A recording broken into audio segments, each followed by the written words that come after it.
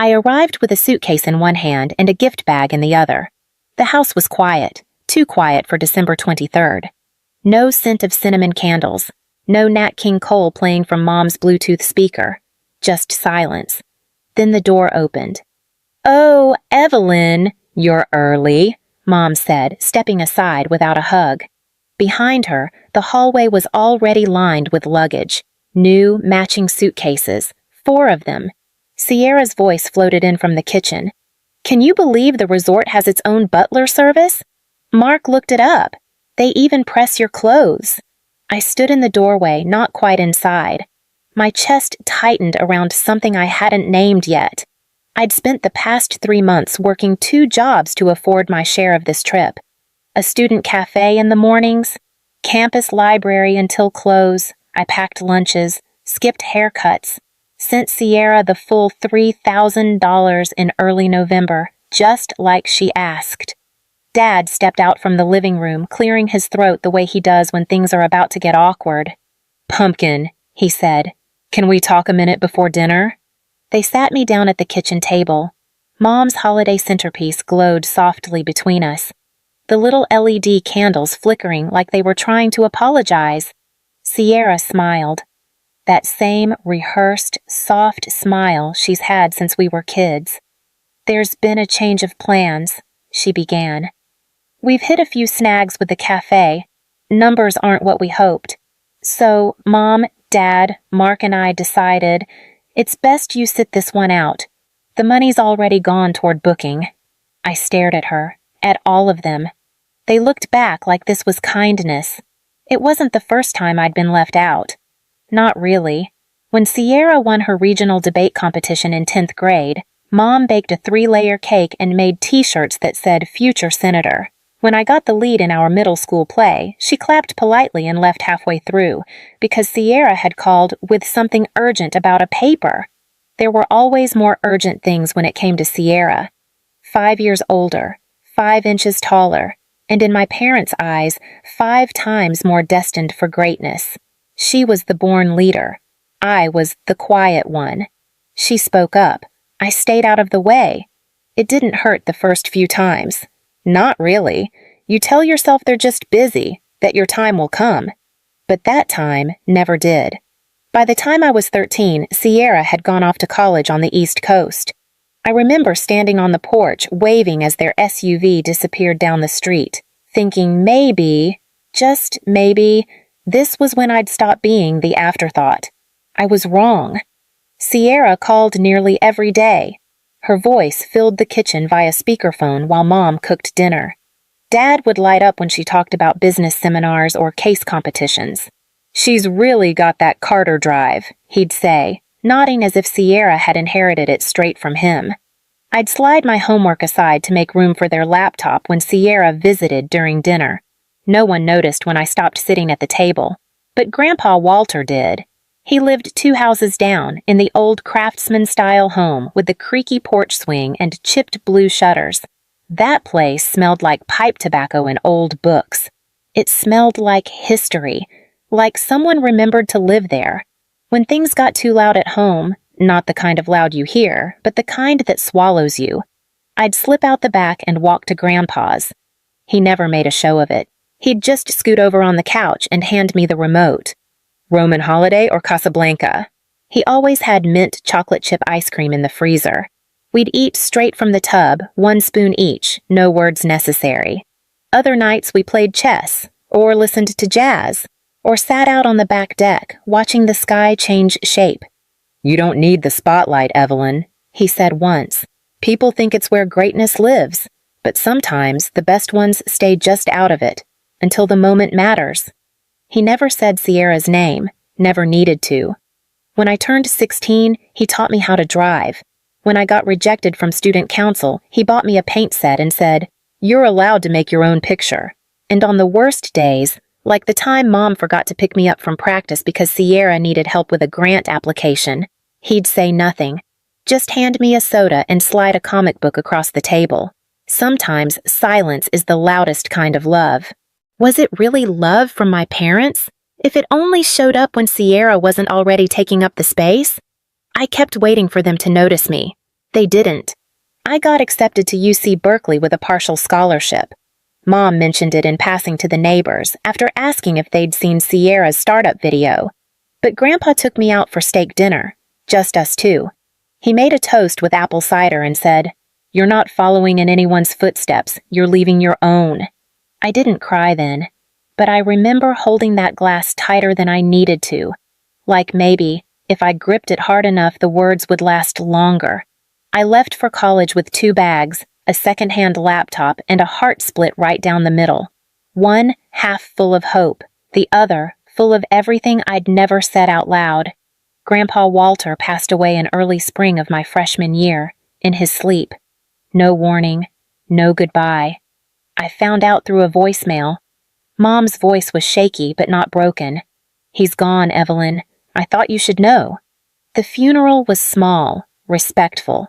Sierra wore designer black and didn't smudge her mascara once.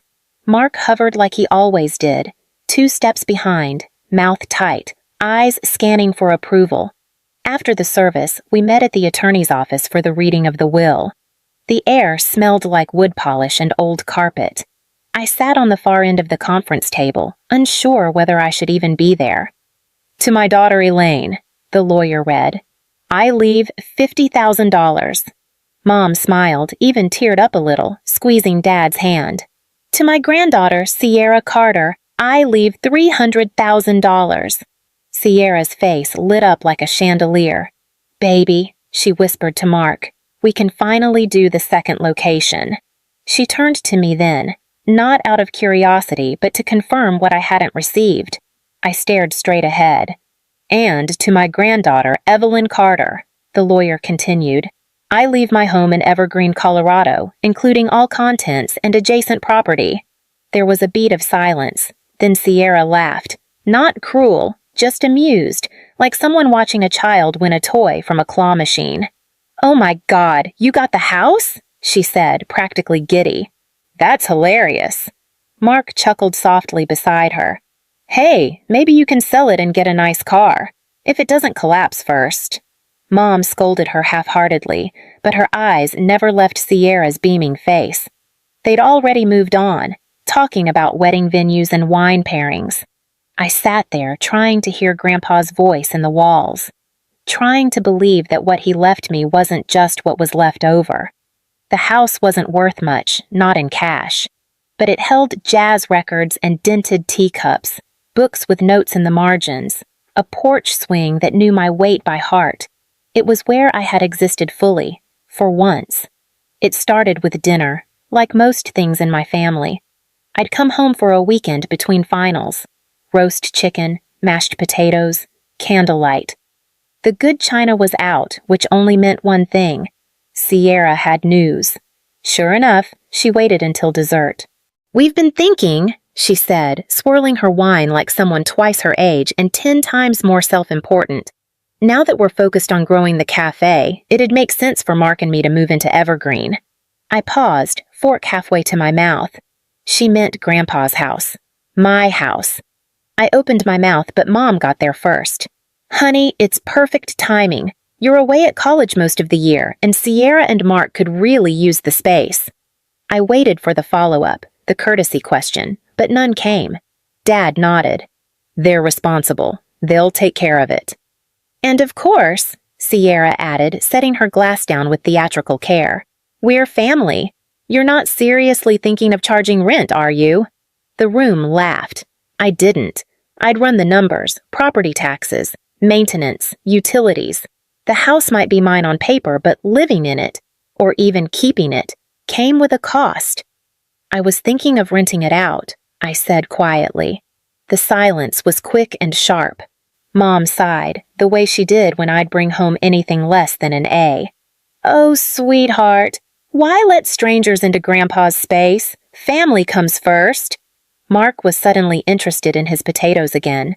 Sierra smiled, not at me, but past me, as if I wasn't even part of the discussion anymore.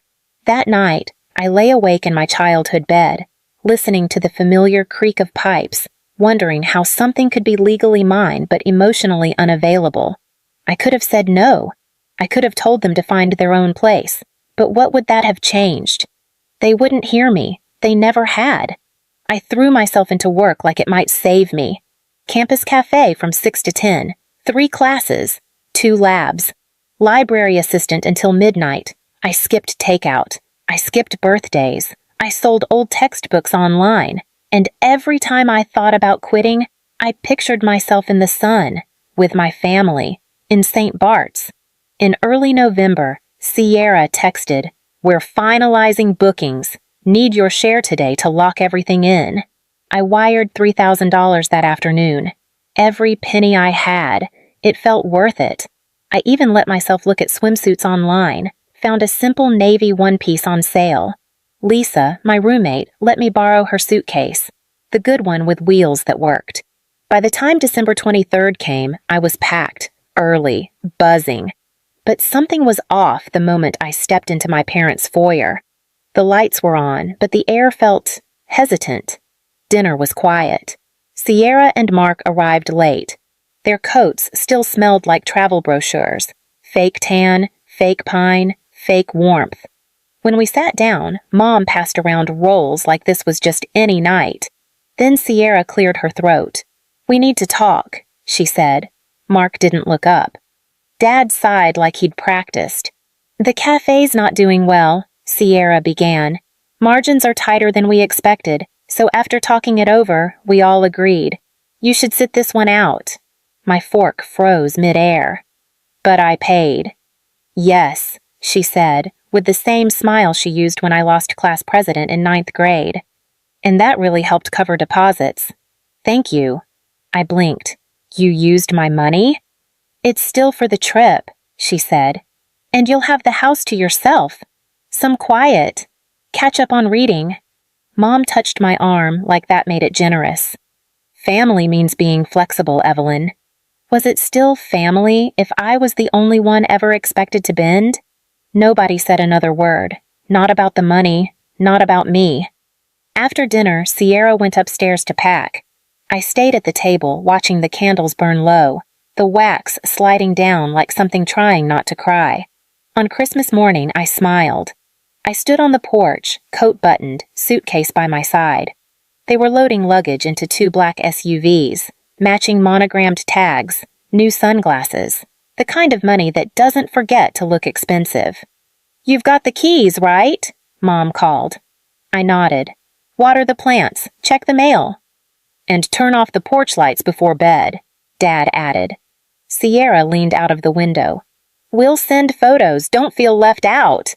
She laughed like she'd told a joke. I smiled and waved. They didn't look back. The second the SUVs turned the corner, I went inside. Not my parents' house. My house. Evergreen was still. Snow falling in soft, slow flakes. Inside, the air was warm but wrong. Sierra's things were everywhere. Designer coats in Grandpa's closet. Mark's shaving kit on the bathroom sink. Their wedding photo sat where Grandpa's chessboard used to be. I stood there for a long moment, letting the silence return to the room. Then I moved. I started in the bedroom, packed clothes, shoes, skincare, into boxes. Next, the kitchen, espresso machine, imported olive oils, their engagement mugs. I didn't throw anything. I didn't break a single glass. I just removed them, one by one, like someone uninviting guests who overstayed. In Grandpa's study, I found a drawer I hadn't opened in years. Inside, an old photo. Me and him on the lake, fishing lines tangled, both of us laughing like the world didn't exist outside that boat. On the back, in his handwriting, "To Evelyn, the quiet ones always come back stronger." I placed the photo above the mantel, where it used to hang.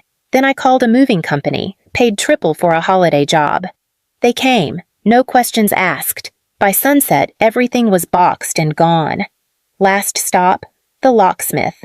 He was an older man with salt and pepper hair and kind eyes. "Rough Christmas?" he asked. I smiled. "Just long overdue." He replaced every lock. When he finished, he handed me the new keys.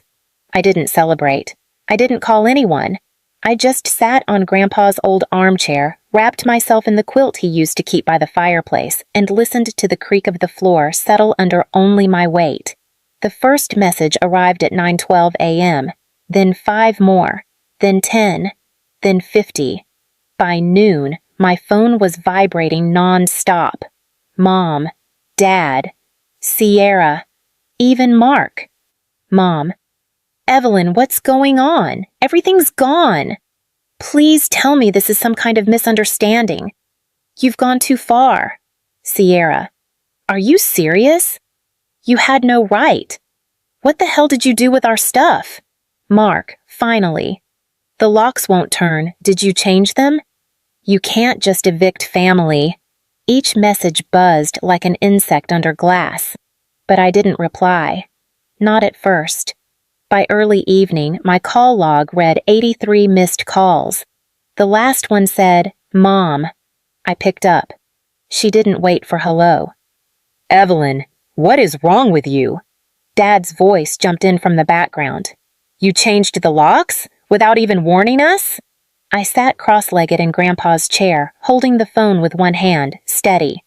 Let me talk, I said. They went quiet, maybe from surprise. Just this once, I added. Let me actually finish a sentence. No one spoke. You took my money, I said. $3,000 I earned cleaning floors and shelving books.